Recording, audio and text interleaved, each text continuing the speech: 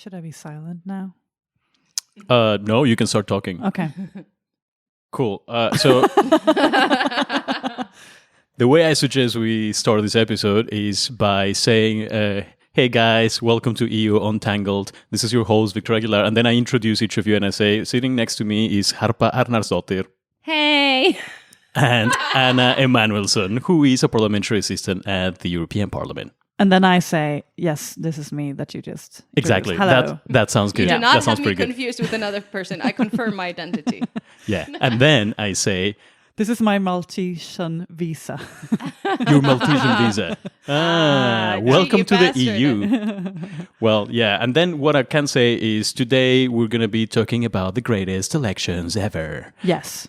Because from the 23rd to the 26th of May, we're having European elections in Europe. Yeah. European Union. Wow. Big disclosure. Yes. And then I tell the audience, well, we're going to be talking about what these European elections are, what they mean, what's at stake, who's running, why you should vote, and who you should vote for. No, we're not going to tell them that. I might actually tell them. You might tell them that. Who they should vote for. Okay. You can have political opinions. Please go for it. Do you have political opinions, Anna?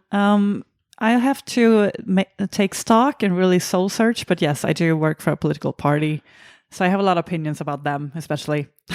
Cool. Well, this sounds like a good introduction. Yeah. Yeah. Thank you for rehearsing, and welcome to EU Untangled. Thank you.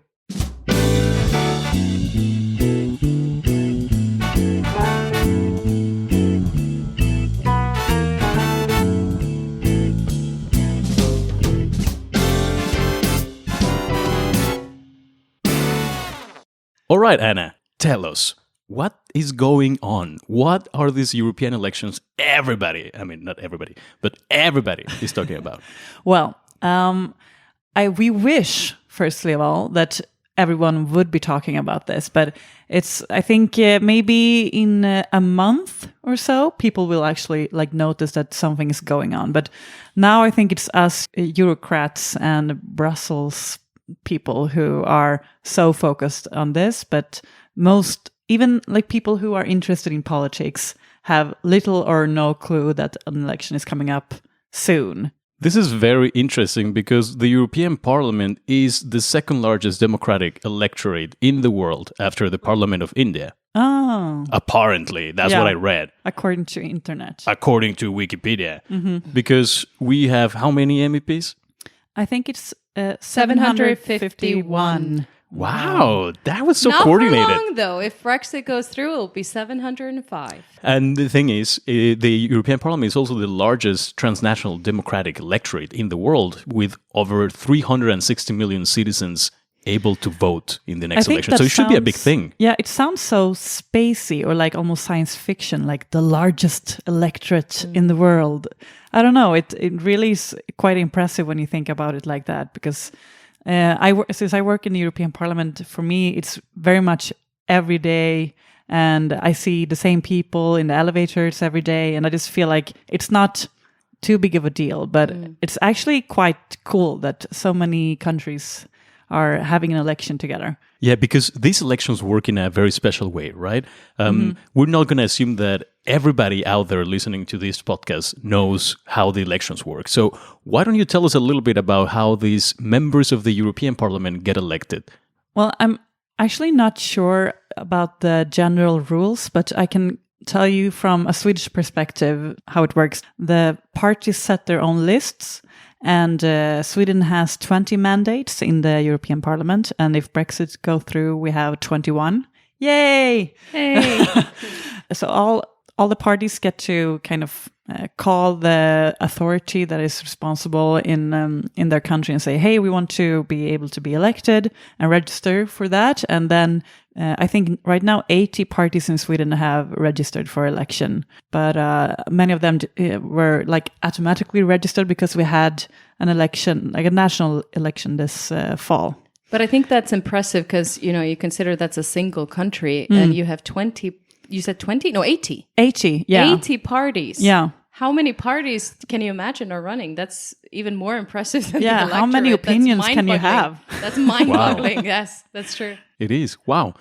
Well, one thing that I find impressive about the European Parliament as a non-European, because as you rightly said before, maybe when you are part of this EU bubble, you start taking certain things for granted. They are the way they are, and there is nothing special about them. However, when you come from outside the European Union, you think, wow, there is such a mix of nationalities and citizenships making decisions together in the same place. Yeah. So you have 751 members of the European Parliament representing 28 different countries of the European Union, and overall representing 500 million European citizens. And they all speak different language. They represent different constituencies, and yet they somehow manage to work together and pass laws and oversee the budget of the European Union and have a say in rules that will affect a lot of people. Yeah, I think EU law constitutes like 60 or 70% of all of the laws in Sweden.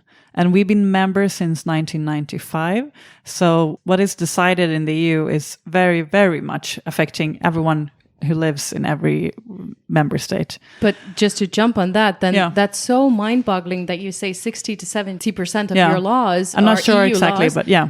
regardless that the voter turnout typically is not that high compared to what you would have in a national election. Yeah. So you think maybe people are a bit far removed from the EU and unaware of the actual impact that the EU has on their daily life? I think one very telling example of how people think about the EU, I'm going to speak only from a Swedish perspective because I can't say anything from any other perspective, but is that journalists in Sweden sometimes regard EU policy as foreign policy. Wow. Like it's the foreign policy part of the newspaper or the TV or something that takes care of the EU policy issues and what's going on in the EU, when it's actually internal policy. And we are like, our government is going to meetings in the council. The Swedes have elected 20 representatives deciding what's going to happen. So even journalists don't really think about the EU as a part of Sweden. Yeah. This is especially interesting because, as you said before, the members of the European Parliament are elected at national level. Mm-hmm. So every country holds their elections according to their national electorate law. And they even get to choose on which day people are going to vote. So between this period that the European institutions set from the 23rd to the 26th of May, countries get to say, okay, I want to have my elections held on this day. Yeah. And then they have their own rules as long as it's... Harpa, you want to say something? Yeah, because I was going to make a point later in the podcast that one of the cool things that I found about the election is that they actually give the voters full 4 days to vote, but then that's not right? I think it's more like the European Union sets the dates where the European elections should take place, and then each country, according to their own regular procedures, decides on which day their citizens will be able to vote. So there are countries that typically have their elections held on a Sunday. There are other countries that like to have them held on a Friday. So they get this freedom. And as long as the elections are held against the principle of proportional representation, they're fine. And then the number of MEPs that each country can get elected varies according to a formula that takes into account the population of that country. So it goes from 6 in countries such as Malta, that are among the smallest, to 96 in Germany, which is the largest by population in the EU. Now, funnily enough, Maltese citizens are better represented in the parliament, because they have more MEPs per Maltese citizen. But in any case, it's mostly these elections being held at national level. So what you said before, Anna, strikes me as odd, because you're still having these elections held at the national level. People are going out and they're voting in Sweden for Swedish candidates, Yes. right? Yeah. And yet they feel a little bit far away from them. They treat the policies that they are making as foreign policies. Yeah. I think there are several explanations to why Swedes don't relate to the EU. And I think one of them is that people don't know anything about the EU or don't understand what it is. And if you say the words European Union, people just fall asleep, pass out, like that moment you start talking. Sorry, what do you say? Yeah, I was falling asleep. I fully agree there. I think that people, when they are voting in their national election, they feel like this is something that will fundamentally impact them. And it's almost a badge of honor. Like, I voted, and it's shameful to admit that you did not take part in your national vote. But then for EU, they somehow disregard that as something less important when indeed it isn't. So maybe it's a bit of a communication issue also around these elections. Like, why should the citizens care? I don't think that they fully grasp it. And I also think that this is probably not only true for Sweden, that people in general don't really feel that they can have an impact on policy, or that their opinion matters in general. But I, who have now worked for 1 year in the parliament and before that been engaged in all different types of things, I've really seen that if you care about something and talk to a politician or to like the local group where your party is, where you live, like you can really make your opinion heard, and it can go all the way up. I also think here that maybe a fundamental issue is that the biggest challenges of our societies today can really only be fully tackled or efficiently tackled if it's a joint effort. You think climate change, tax evasion, and immigration and security and all of those things. It's only when you come together that you can really benefit. Yeah, so it's just remarkable that people aren't aware of this. And Harpa, I think you're really onto something there, because those issues that you just mentioned, especially like climate change or even pollution, things that are like in its nature very transnational, people think that EU should do something, and people are happy when EU does something good, that they think that, well, yes, EU should solve this problem, or migration, depending on which side you're on. No matter, all of these issues that are transnational, I think have a lot of legitimacy with ordinary people. And if you can engage them to be like, well, if you vote for a party that cares about climate change, then they might do something about it on the legislative level, and they will like yell at the commission and the council and other entities that they've never heard of either. But and I think also in the wake of the student climate protests, and something interesting I found when I was trying to grasp a little bit how the polls have been going and what are the key issues that the electorate is concerned about, you saw this huge generational gap between young people who, in every interview that I managed to quickly swipe through, everybody under the age of 30 mentions climate change as the biggest issue. And then you go 40 plus or something like that. And then it's immigration and the economy. So it's really a pity that young people, it seems like they have the lowest number of voter turnout. And it's just, I really hope that these climate protests really, the results of them is that we will have a higher turnout of young people in this election. What's your feeling about that? I think so. I think the results are going to be very interesting, especially because over time, since the European Parliament was directly elected for the very first time in 1979, and we have to say here that European elections take place every 5 years, the voter turnout has been steadily decreasing. Not in Sweden, though. In Sweden, it has actually increased. That's just a fun fact. But one of the reasons what I could think that people in general are not very much interested about this is because of the way the European Parliament works. Even though members of the European Parliament are elected at national level, once they get elected and they sit in the European Parliament, they are actually sitting in political groups to increase their influence. So if you vote for a candidate in Sweden from one of your 80 parties, if that person gets elected to the European Parliament, that person will sit within a larger European political group, of which we have 8 in the parliament right now. Yeah. And those political groups, even though they might have a certain ideology leaning towards the left or the right or the central left or the central right, or maybe they're Greens or whatever. Or brown. Or brown. Could be brown. Or even almost black brown. Black brown, yeah. Super duper brown. Yeah. Yeah. Any orchid color? Or I don't know what orchid means. Oh, well, He's talking about his flower. I'm very proud of my orchid. Okay. Well, I no, don't but think your flower fits in. Sorry. no, It has to be its own group. I'm sorry. They discriminate you because that your body is orchid Mexican. is so beautiful. It should run for the elections. I think it would get some votes. It would be I'll like vote the for it. egg on Instagram. Oh, exactly. Like all the one that beat Kylie sarcastic, Jenner. people. I'd love that. But what I wanted to say is you vote for an MEP, but then that MEP will oftentimes make decisions based on his or her political allegiance to a certain group of parties that are in a huge coalition within the European Parliament. Yeah. And that political group might not necessarily represent the interests of the citizen that voted in the first place for this particular MEP. I think there is a big difference between ideological issues and national issues.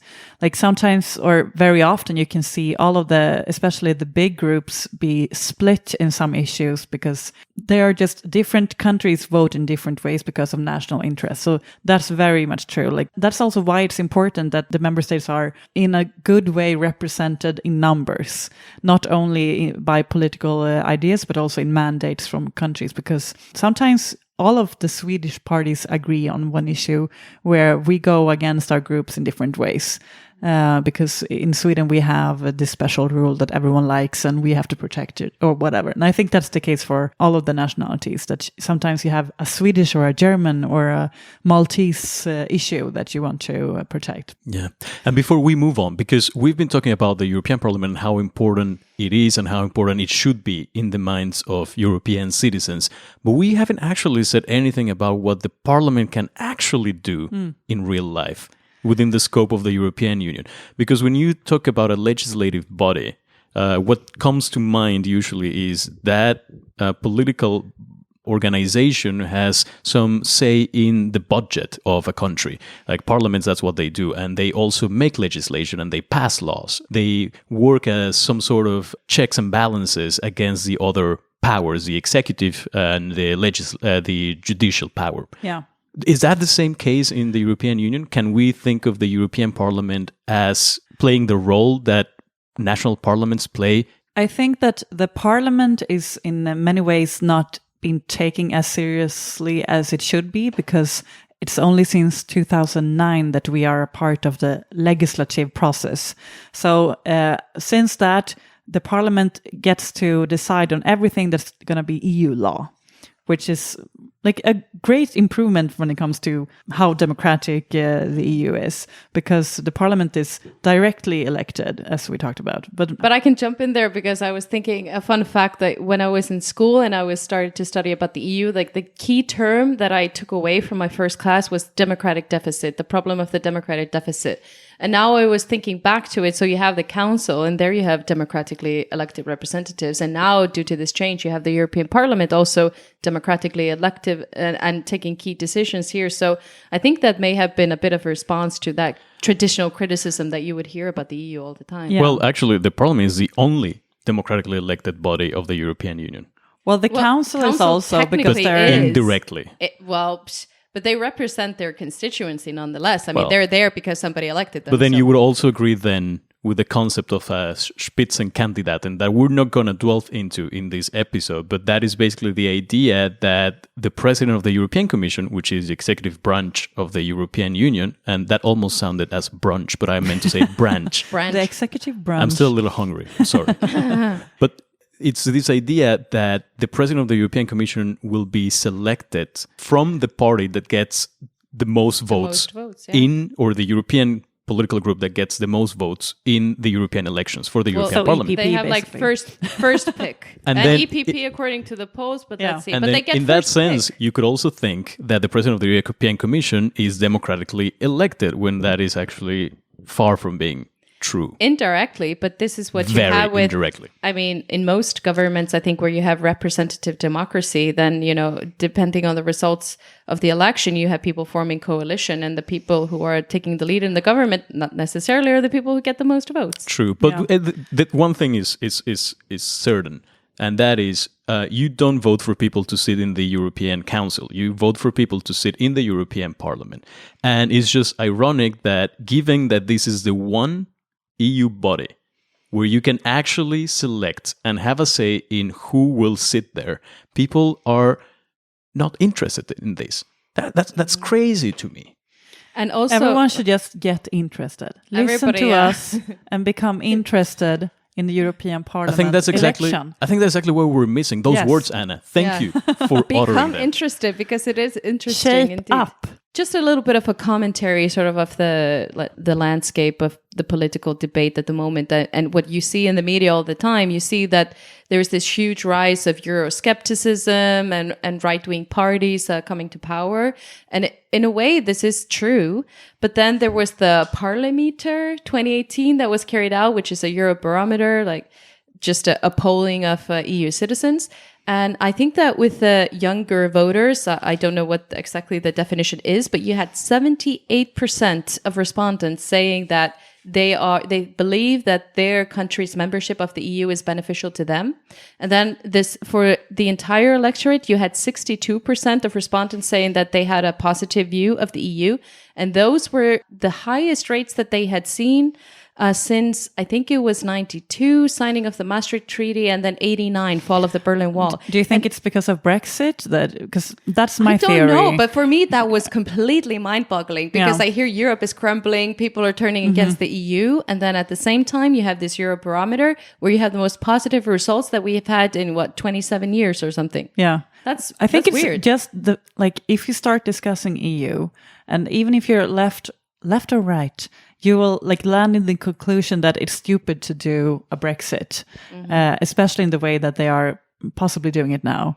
And I think that debate in itself might contribute to people just thinking about the EU, and a report is actually reporting on what does a Brexit mean for milk farmers in the south of Sweden. It's not good at all. And then people are like, we have to stay in the EU. And so maybe ironically, the Brexit has contributed to a better view of the EU. And that, after the Brexit, that people say this all the time, but the thing that people Googled the most the following day was, what's the EU? Maybe we had some spillover effects. And also, a fun fact is that Swedes were the ones, except for Brits, who were the most sad about Brexit. I think that's so funny that we were sad. Oh, wow. You should have voted in that referendum, guys. I think Swedes would like to be Brits. I just want to go back and comment on the groups, because Please do. I think the groups are interesting because no one knows about the groups. That if you vote for Social Democrats, they're going to sit in the Social Democratic group. And that means you're going to decide with German Social Democrats and Romanian, who are this most corrupt country in the EU right now, and they're governed by the Social Democratic Party. So you don't know which group you're going to belong to. And it's the same with the EPP. If you vote for Christian Democrats in Sweden, they will sit and vote with Viktor Orban's party, Fidesz. With Fidesz, Yeah. So it's not as clean cut when it comes to ideology either, because you might know where your party stands, but the people they collaborate closest to might have very different ideas of how to relate to Russia, or what's integrity on the internet, or how important is climate change, even though they share the basic ideology when it comes to the right-left scale.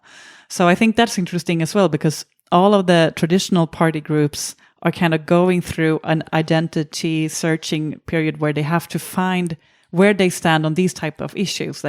Are we pro or against women's rights now that we have them, and now that we can see that they are in danger in some countries? Or are we how offensive are we going to be against climate change? Or is it worth it, people dying in the Mediterranean? All of those issues that are kind of other types of values than the traditional, should workers have more rights? And then you come to impossible situations like the one that the European People's Party is facing right now, which has been the largest party in the European Parliament since 1999. I mean, the one with the largest share of seats in the European Parliament. Which is a Christian Democratic kind of right, it's moderate. a center-right political grouping in the parliament. But as you mentioned correctly before, one of the national parties that it includes in its membership is Fidesz, which has been heavily criticized by the European Union as being this ruling party in Hungary that is pushing Hungary toward an illiberal democracy. Any adjectives that you add to the concept of democracy, I think, are not actually adding anything to that, but actually taking something away from it. But the thing here is, it's been widely publicized, this fight between Viktor Orban and his Fidesz party in Hungary, and the values that the European Union stands for. And Viktor Orban's party has not faced any sanctions so far from the European People's Party.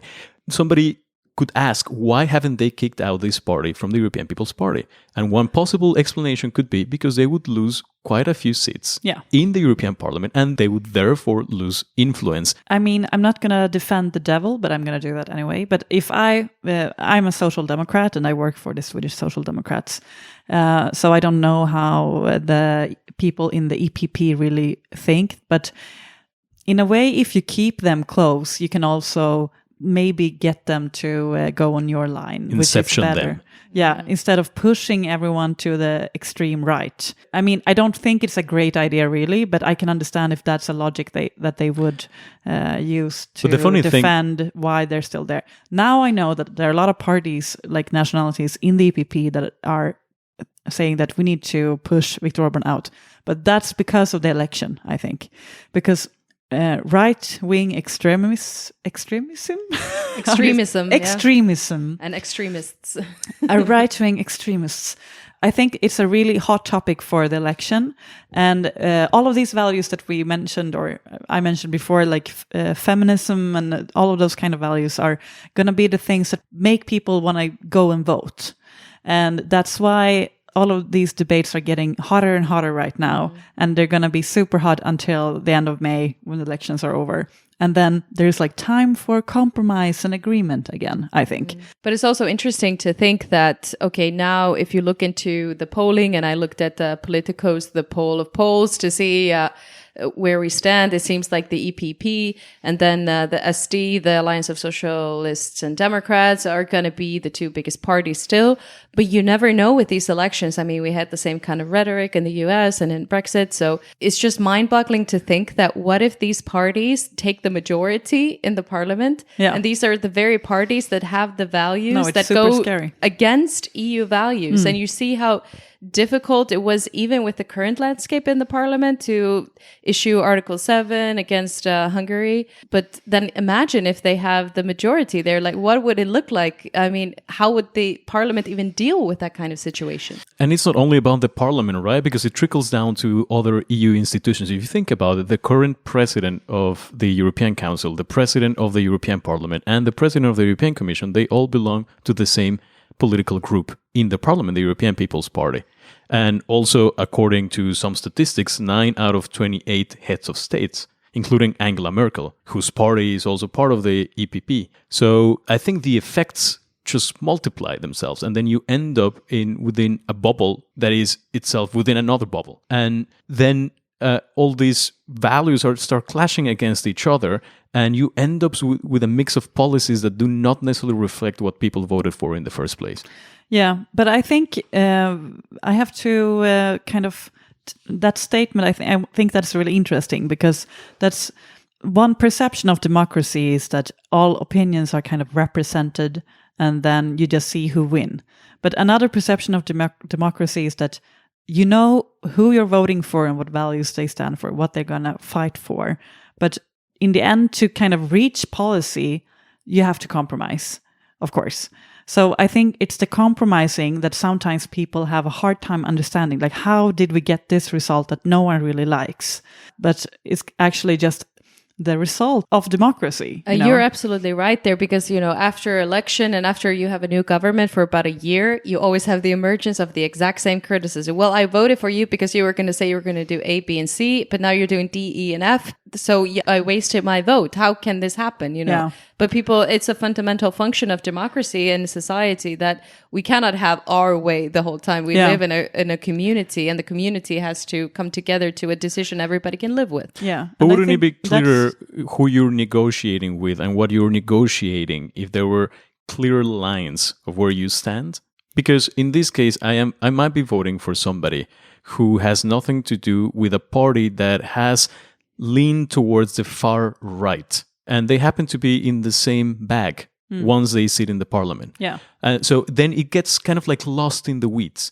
Whereas if that party were sitting within a coalition of other parties also represented in the parliament, where their views are also taken into account, then I know that my party or the person that I voted for during the European elections is sitting with like-minded people and negotiating together with another bunch of people who have a different mindset. I think it's a very important point, because in a way, if you spend every day in the same group as a politician with someone who has values that you absolutely disagree with, like, for example, the other parties in EPP who are compromising and talking to Fidesz, Viktor Orban's party, every day. I think that's horrible. I don't think they should do that. I think they should kick them out because it's not, as you're saying, it's not honest to the electorates that they didn't expect them to collaborate with this kind of people. They don't belong in that group, and they have to take a stance and say, we are not racist. We don't hate homosexuals and feminists. We are pro equal human rights and media being free and all of those things. Can I ask a question? Because what comes to mind now, and this is maybe a stupid question, but maybe somebody else has this question as well. How does it happen in the first place that a party like Fidesz gets accepted into the European People's Party? Like, were they like sheep in wolf skin or something? But how does this come about? Yeah, I don't know. But I think Fidesz stood for different things before. That's a problem. And I think we have, those who follow European politics and policies, they have seen repeatedly certain members of the European Parliament tell Viktor Orban at the parliament, hey, you used to be somebody different. And you used to stand for values that differ from what you're doing today. So I think Fidesz was not originally a far-right party. That's my impression. And now that at the national level in Hungary, it is standing against certain fundamental European values, and it's becoming more and more nationalistic. That's when the European People's Party starts to think, hey, maybe we cannot allow this kind of party to be in our cluster. The thing is, why didn't they think about it earlier? Because this didn't start yesterday. This has been going on for a couple of years now. Shares a lot of values with other parties. They're conservative. They are market liberals. They have like this complete palette of views that are completely in agreement with Christian democracy as an ideology, which is very, from my point of view, it's extreme opinions.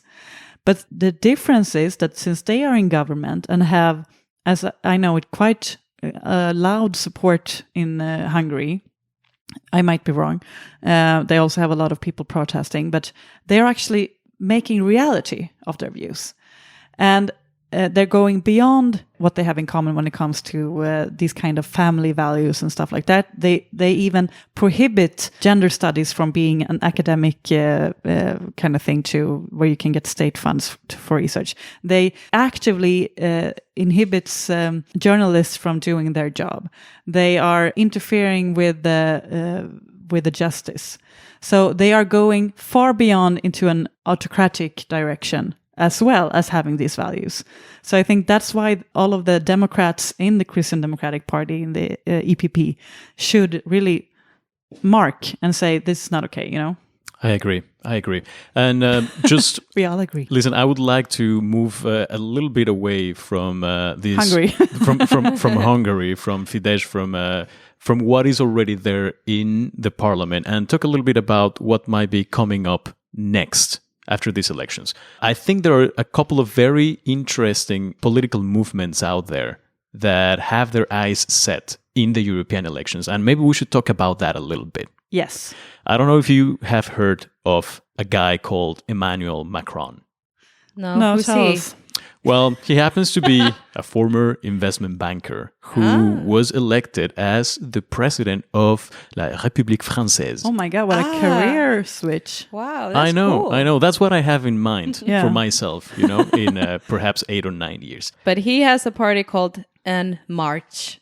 Right? La République En Marche. En Marche. Yes. En Marche. The Republic on the move. Yes. And the interesting thing is that they had not kicked off their European campaign until literally this week, the day before yesterday, which was March the 5th. When you guys out there listen to this podcast, it's going to be like March 17th. But we're recording on March 7th. And 2 days ago, Macron launched his European campaign.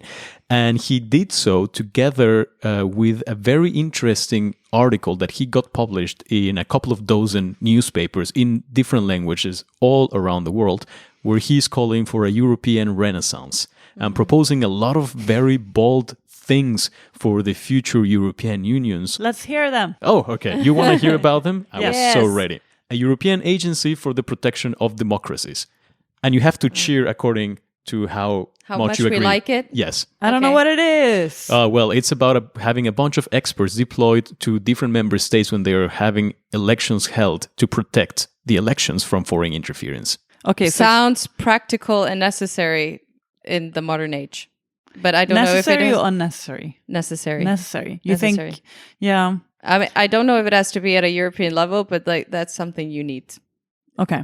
In Yeah. today and Okay, age. we're I pro. say yay. I'm Yeah. yay. I'm pro. Next point. He would like to impose a ban on the funding of European political parties by foreign powers, which I think is pretty much related to the first point. I also think that this is forbidden anyways, except for like 2 countries, Netherlands and Belgium. I didn't know Really? Yeah, I think so. Yeah, but never mind. that. Well, maybe you should speak to Macron. Okay, next point Yeah. in the agenda is he would like to create a European Council for Internal Security and have a single asylum policy. So- I'm not so sure about that. I'm not. one. I'm actually not hearing you guys cheer. So I'm But gonna can take you- that as can you this is say not it very again? exciting.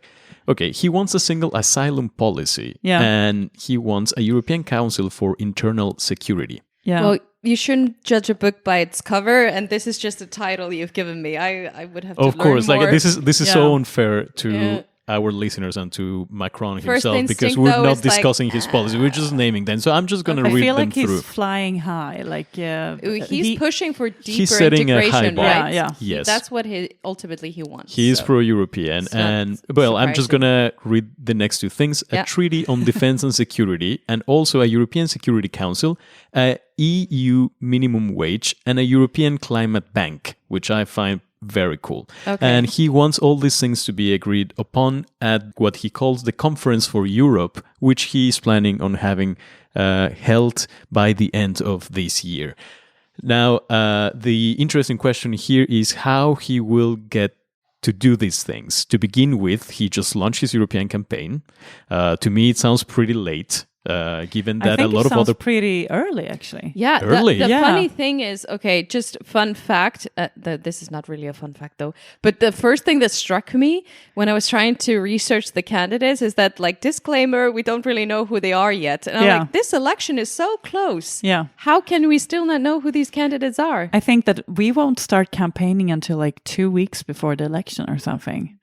But So- that's maybe that's Euros. Like, why are people paying attention to the election? Well, They're maybe not you going to should vote start- anyways. Like, The what if you're parties are not even- busy the week before the election? You're just going to miss the whole You know, thing. Step up your game. you know what's sad about the voting, and I know that we already covered this topic, but you just made me reflect on something, and that is the fact that over time, the interest in the European Parliament and the European institution at large, as measured by the voter turnout during the European elections, has been still decreasing from almost 62% in 1979, the first year where European elections were held, to a low of 42% in 2014. And the funny thing is that throughout all those years, the European Parliament has done nothing but gain more powers and rights. So Yeah. they have and more countries. Exactly. They Yeah. have become closer But to a couldn't real that be a reason parliament. also that when you have more and more countries, that people are new in the union and don't really know about it that much and don't care that much, and It might be the case. Just as have it more and more expands, people. it becomes more Yeah. complex and far removed, and maybe that Yeah. plays a part. I don't want to get lost here. It was just We a are little already detour lost, because I Victor. want to come back to another very interesting movement out there that is called Volt. You might have heard of this party, which No. was described by Politico's Ryan Heath as led by pro-EU policy wonks. Because it is a party that apparently is the first pan-European progressive political movement as described by its own members. And it's made of basically very young, like-minded Europeans spread across different European countries that are now running I've together heard of this. on a common platform that they call the Amsterdam Declaration for the European Parliament. they're all sitting around in a Yes. living room in Amsterdam, like, this is the Amsterdam Declaration. And tomorrow, That's cool. tomorrow they are Yeah. having a meeting held here in Brussels, where they are gonna kind of like talk to other young people or whoever comes by and tell them about this Amsterdam Declaration. Do you think we can come? Anyone can go. Yeah, it's on Facebook. I already know what signaled I'm my doing interest. tomorrow. Okay, cool. Yeah. And what's their ideology? They're just going to be channel the members' views, or I think they are very idealistic, which on the one hand I think is pretty good. On the other hand, Macron is also pretty idealistic, and we've seen how difficult it is to turn ideas into policy. But Volt is defined as a grassroots approach to politics, and they say explicitly that they are neither left nor right, that they just focus on finding the best solutions for all. Yeah. And they are very bold in their claims, because in the Amsterdam Declaration, you can read that one of their priorities is fixing the EU. Great. And Great. Yeah, you want to know one of the most interesting points? I'm always thinking hey guys, let's just fix the world. But I think what I just think about is the 5-star movement. Weren't they also basically this idea, but in Italy, that we're just going to represent everyone and we're just going to be the voice of the people. And now they are in one of the most racist groups in the European Parliament, very involved in animal welfare issues. Like, they're very kind of confusing party. They identify as somewhere to the left, but also the extreme right. And they're not really contributing to any solutions or like any real solutions to complex problems. So I think this is a very naive way of viewing politics. But you have to bear in mind that I am a member of the Swedish Social Democrats, who has been existing for 100 years. And so I'm very skeptical to these kind of new parties in that way, that how efficient would they be making policy.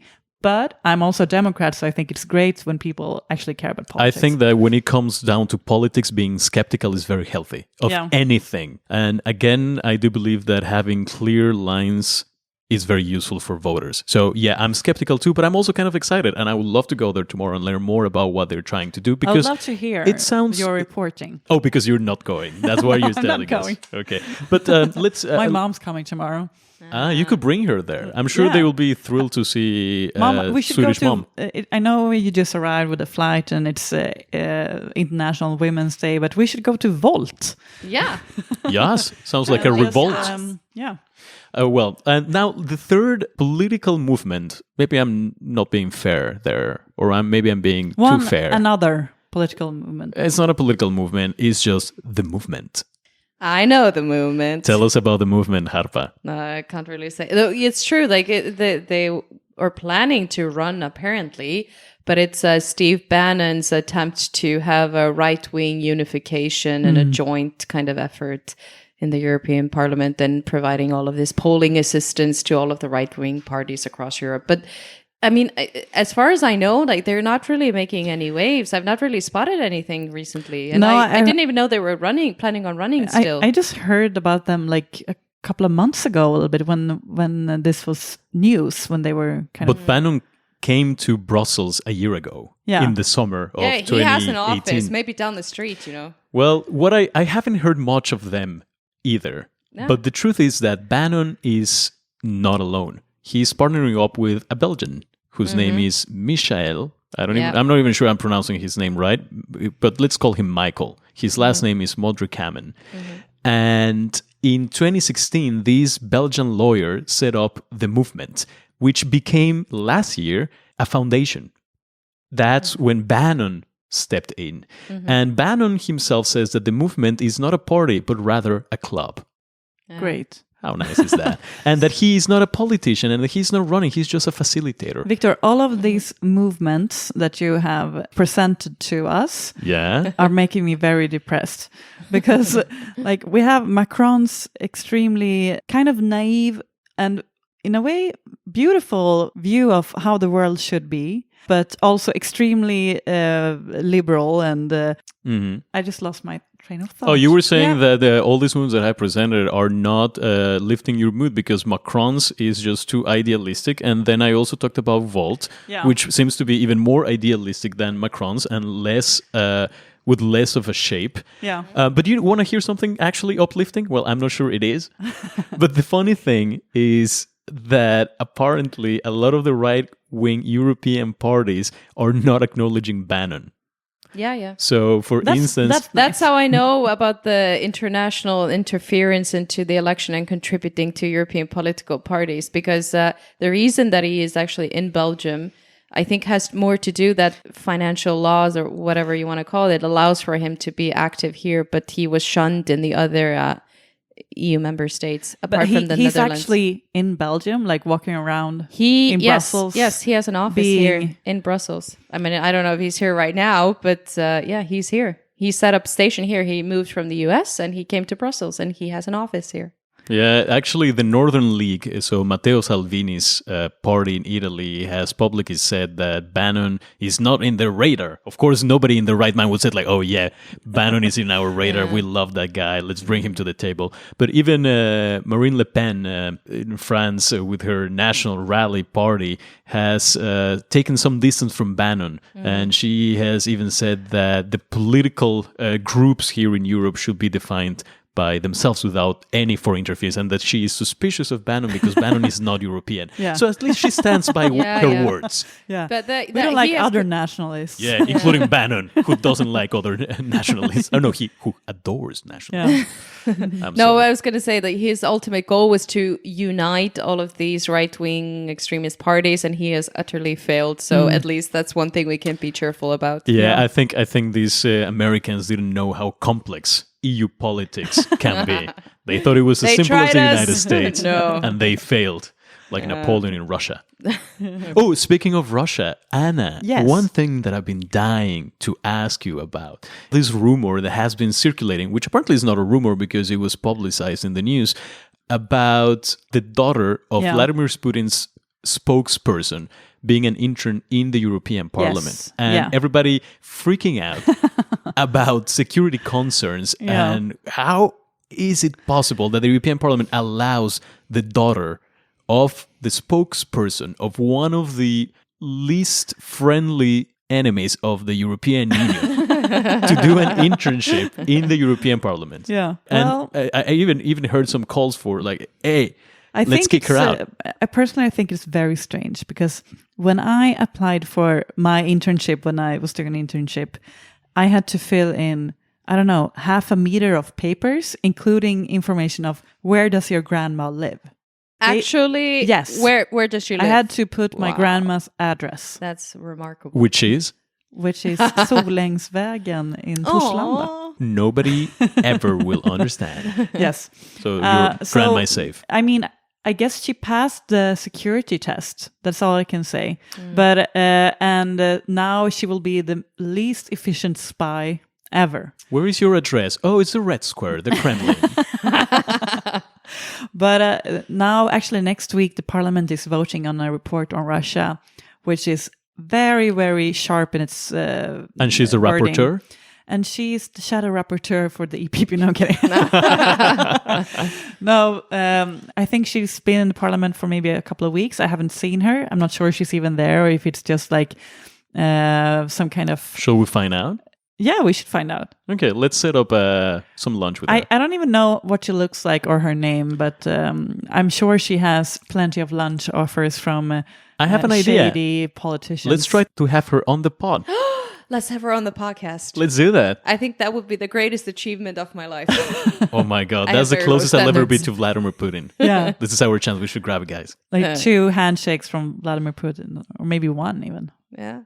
I suggest that on that happy note, we wrap up this podcast. I want to, first of all, thank Anna Emanuelsson for being here on the pod. It was really nice having you. Thank you for inviting me. It was so much fun to be a part of your great podcast. Yes, and I learned a lot personally. So you did? It was so That's a shock to me, actually. Yeah, well, I know nothing about the European Parliament, so it's like I have a second master's walking out of this podcast. So thanks. That's great. Well, thank you everyone out there for listening, and see you next week. But before I say goodbye, I want to remind you to follow us on Twitter, Facebook, and Instagram at... What is our... It's something EU underrated. Well, you will find it in the show notes. You have a great social media strategy. You're on every platform and you don't know your own hashtag or we're account. Marketing geniuses. That's why we're the least listened to podcast on EU affairs. I'm not sure, though. They're probably less listened to as well. That's really cheerful. Okay, bye.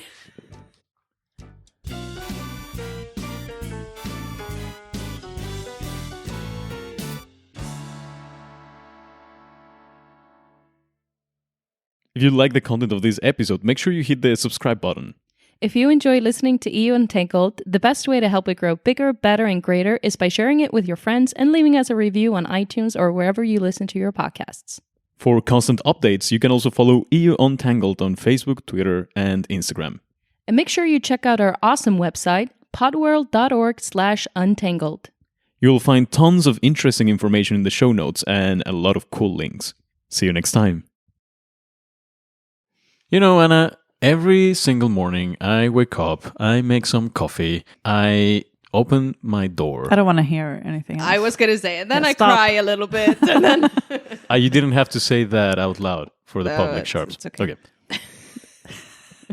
Okay, Anna, first thing I think in the morning is, About me. of course, Apparently. Damn. burnt. Okay, let's do this again. Yes. Start over. Okay, Anna. The first thing I think of when I wake up in the morning is, what is life like For for me. a parliamentary assistant? I know you would say that. What do you do on a daily basis? How much do you earn? Who do you meet? Who do you take selfies Oh my with? God, I'm going to tell you everything. Oh Okay, boy. what the first question is, how much do I earn? What's your name? Well, for I blah blah blah. It's Anna. My name is Anna Emanuelsson. Thank you, Harpa. I work You're for the welcome. Swedish Social Democrats in the European Full Parliament. disclosure. I worked there since June before I did an internship with them as well. Hey, June is the month of my birthday. Yeah, it's a great month to It's start. also the month that I will go see Spice Girls in Wembley. Ooh. Wow, so many coincidence, guys. I think this is a Yes, sign. Well, right now, work in the parliament is quite hectic because since we have the elections, everyone wants to get everything done. Classic when they're about to be ousted. Yeah. So now all of the legislation that everyone cared too much about to agree, and all the legislation that people didn't care enough about to actually push through are on the agenda. So we have plenary sessions, which means that we all go to the wonderful city of Strasbourg all the time now. Oh yeah, because one thing we didn't say in the pod was that the European Parliament has actually 3 headquarters: Strasbourg, Yeah. Brussels, and Luxembourg. But Luxembourg doesn't count because no one cares about Luxembourg. Nothing happens there. that's where the bulk of the administrative work takes place. Who cares? I send Ain't nobody got time I for send that. a letter there every once in a while with like, this is my mission receipt. You probably wouldn't get paid if it weren't for Luxembourg. Be Okay. grateful, Anna. Okay, Luxembourg, I acknowledge your right to exist as one of 3 Do you even cities know? where Do you even the know European what the Parliament capital of exists. Luxembourg is? It's Luxembourg, right? You're right about that. Yeah. I know very few capitals in the world. It's embarrassing. I also know... Shall we do a test? No, because I already told you... What's the capital of Sweden? It's Stockholm. Ooh, you're good at this. Thanks. Okay, but what was your questions again? Yeah, you're taking it too seriously. My real question is like, how much does a cup of coffee cost in the parliament? Like, what do you But like? Who my do you mean? life You know, is I want to know about your serious. social life, Anna. I don't want to know about this boring stuff. I want to know about the colors in the calendar that you have there. Oh. Like pink for this, blue for that. No.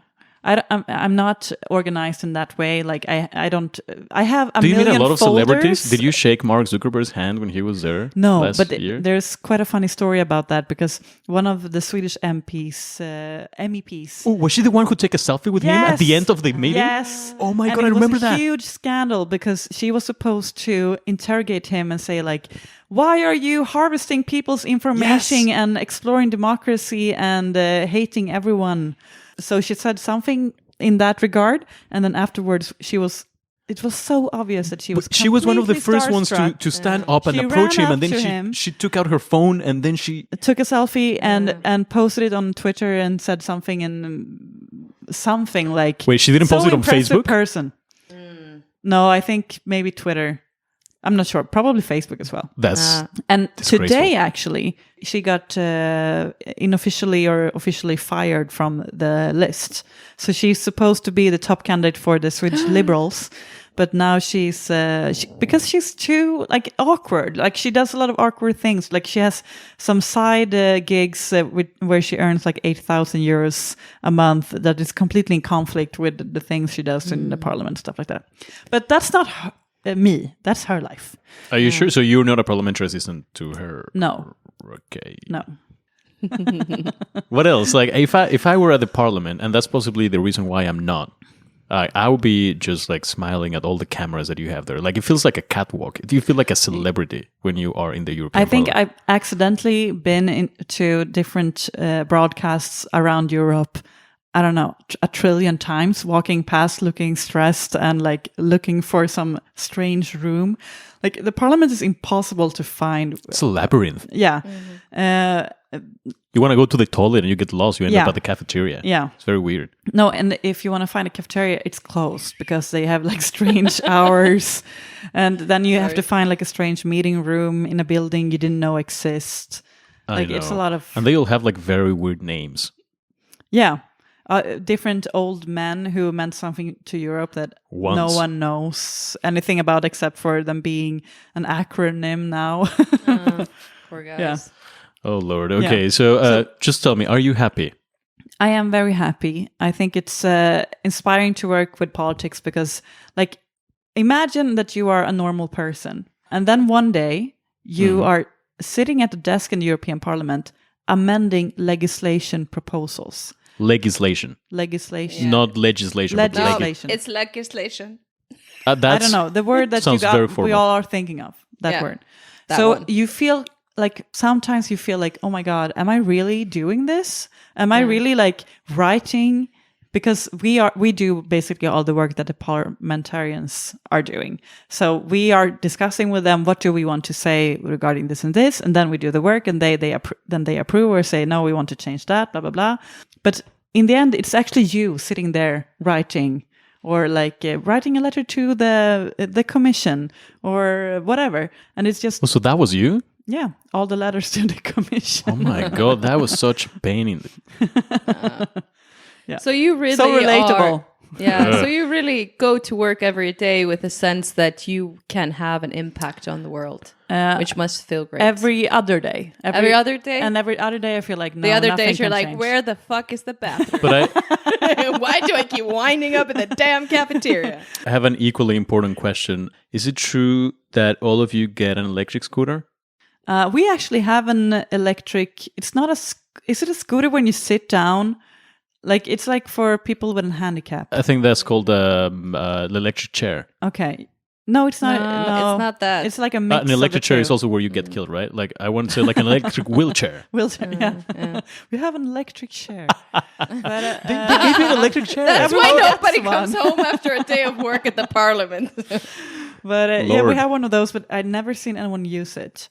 But I think you can borrow a bike, but I'm not sure you can borrow a scooter. Maybe you can. Really? Somebody All told the me... MEPs can go with different cars and stuff. But My last question.